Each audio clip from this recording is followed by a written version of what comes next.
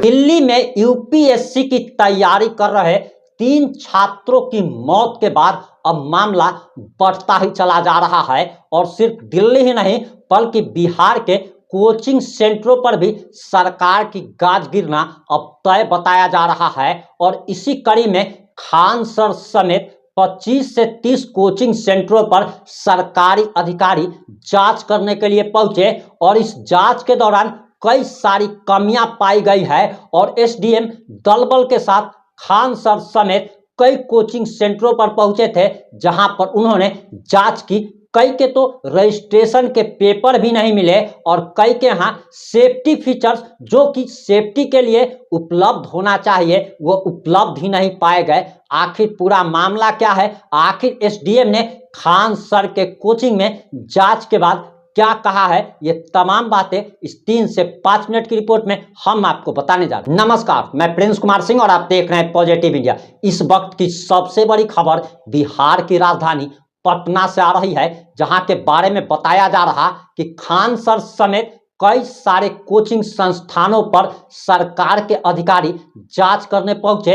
और इतना ही नहीं बल्कि कई सारे अधिकारी जब जांच करने पहुंचते हैं तो जो सेफ्टी के लिए सुरक्षा मानकों का जो ख्याल रखा जाना चाहिए वो ख्याल नहीं रखा गया। आपको बताते चले कि दिल्ली में यूपीएससी की तैयारी कर रहे ओल्ड राजेंद्र नगर में 3 छात्रों की डूबने से मौत हो जाती है और ये सरकारी आंकड़ा कहता है कि 3 छात्रों की मौत हुई है, लेकिन कई सारे छात्रों के बारे में कहा जा रहा, लोगों के द्वारा कहा जा रहा कि 30 से ज्यादा छात्रों की मौत हुई है। वहीं आपको जानकारी देते चले कि पप्पू यादव का भी अब इस पर बयान आ गया है और पप्पू यादव ने क्या कहा है वो हम आपको बताने जा रहे।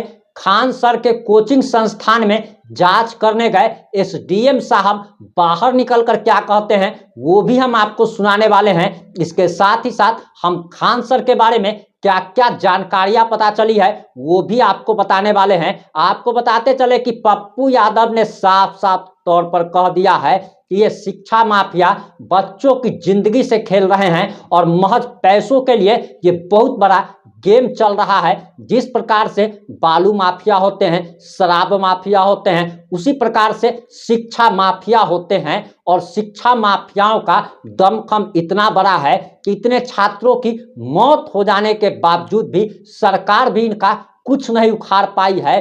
और इसी कड़ी में अब राज्य सरकारों ने भी तैयारी शुरू कर दी है ताकि इस तरीके की घटनाएं और किसी दूसरे राज्यों में ना हो। और इसके लिए बिहार की नीतीश सरकार ने अहम निर्देश जारी कर दिए और नीतीश सरकार के अहम निर्देश जारी करते ही सरकारी अधिकारी अब कोचिंग संस्थानों पर जांच करने पहुंच रहे हैं। और इसी कड़ी में खान सर के कोचिंग सेंटर पर भी जांच करने एसडीएम साहब पहुंचे और एसडीएम साहब जांच करके जब बाहर निकलते हैं तब उन्होंने कहा कि जांच के दौरान यह पाया गया कि भीड़ भाड़ वाले इलाके में कोचिंग संस्थानों का संचालन हो रहा है। कुछ जगहों पर रजिस्ट्रेशन ही नहीं है जिस पर संज्ञान लिया जा रहा है।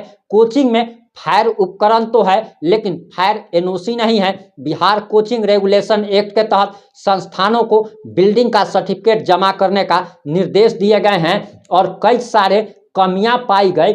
वहीं आप सबसे पहले अब एसडीएम साहब ने बाहर निकलकर क्या कहा है जरा उसे सुन लीजिए। संस्थानों की जांच कर रहे हैं मचुआ टोली से लेकर यहाँ भिकना पहाड़ी तक। तो इसमें लगभग हम 25-30 कुछ अलग अलग कोचिंग संस्थानों का जांच किए हैं। तो इसमें अभी यहाँ पर हम लोग ज्ञान बिंदु भी किए हैं और खान कोचिंग जीएस क्लासेस का भी निरीक्षण किए हैं।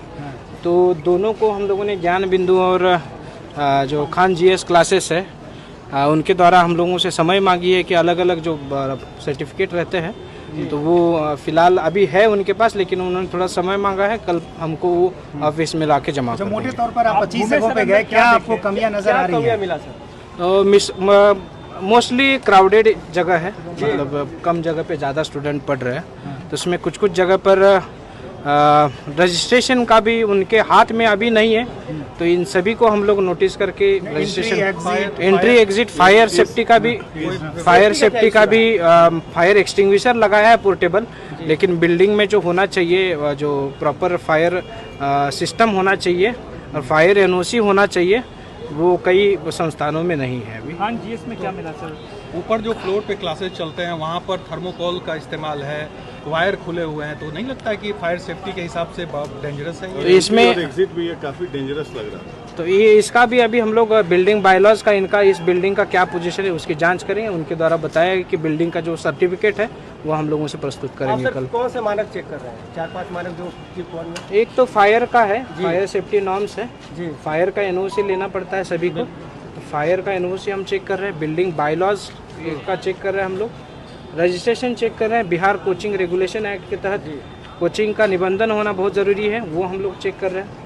उसके अलावा बायलॉज में जो पार्किंग वगैरह की व्यवस्था होती है वो हम लोग चेक कर रहे हैं। अच्छा, यहाँ पे इस कैंपस में किसान कोल्ड स्टोरेज में क्या आपको मिला, क्या नहीं? किसान कोल्ड स्टोरेज यही है किसान कोल्ड स्टोरेज नाम है। यहाँ पे क्या मिला? क्योंकि यहाँ बड़ी बड़ी कोचिंगें हैं, तो हजारों इसमें बच्चे अभी पढ़ते तो हैं। कोचिंग आप अधिकारी हैं तो नहीं, इसमें कोचिंग तो अभी बंद है, तो इसलिए हम लोग कितने बच्चे पढ़ रहे हैं ये तो नहीं देख पाए हैं, लेकिन जो इस कोचिंग के संबंध में जितने भी कागजात हैं वो हमने उनको बोला है कि कल आकर हम लोगों को प्रस्तुत करेंगे। आपने एसडीएम साहब को सुन लिया होगा।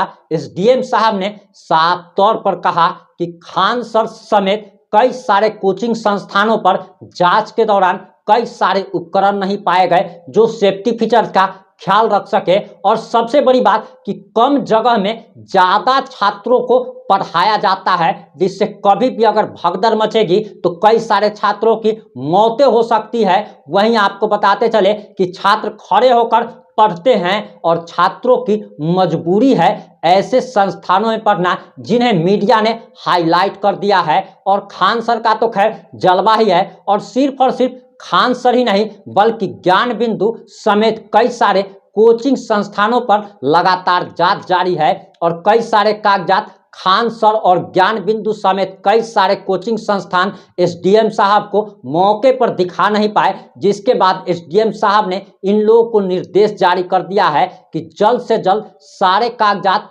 ऑफिस तक पहुंचाए जाए। उसके बाद जल्दी ही इस मामले में बिहार सरकार नया नियम और कानून बनाने जा रही है। इस मामले में जैसे ही कुछ नया अपडेट आएगा हम आप लोगों तक जरूर पहुंचाएंगे। जुड़े रहें हमारे साथ। जय हिंद, जय भारत।